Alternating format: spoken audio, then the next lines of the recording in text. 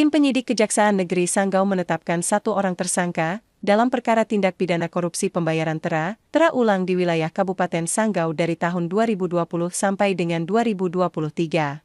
Dugaan pidana yang dilakukan oleh tersangka inisial GL ini terjadi dari tahun 2020 sampai dengan tahun 2023. Adapun modusnya yakni perusahaan pemilik alat ukur takar timbang dan perlengkapannya atau UTTP kala itu melakukan permohonan untuk dilakukan tera ulang ke Disperindak Kop Sanggau melalui tersangka GL, selaku penugas penera. Dalam melakukan retribusi, GL pun menentukan jumlah pembayaran yang harus dibayar, serta meminta untuk dibayar sebelum dilakukan tera, dengan cara ditransfer ke rekening milik tersangka GL atau pembayaran dilakukan di lokasi. Kasih Intel Kejari Sanggau Adi Rahmanto menyebut, penarikan retribusi tera ulang ini tidak sesuai dengan tarif dalam Perda Kabupaten Sanggau.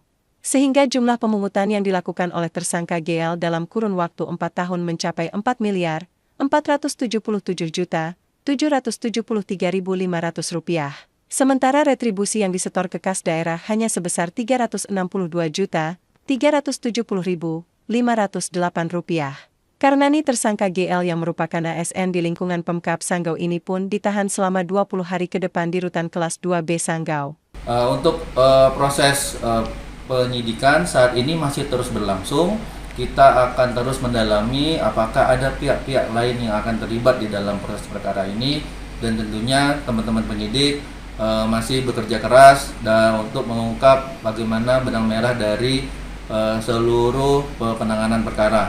Tentunya ini salah satu bentuk dari dukungan Kejaksaan Negeri Sanggau terhadap pembangunan yang ada di Kabupaten Sanggau, keamanan investasi maupun pelayanan publik, bahwa perbuatan-perbuatan yang dilakukan oleh tersangka tidak sesuai dengan semangat untuk memberikan investasi yang baik di Kabupaten Sanggau. Adi Rahmanto menambahkan, proses penyidikan saat ini terus berlangsung untuk mendalami apakah ada pihak-pihak lainnya yang terlibat dalam perkara ini. Sebagai bentuk dukungan Kejari Sanggau terhadap pembangunan yang ada di Sanggau, baik keamanan investasi maupun pelayanan publik.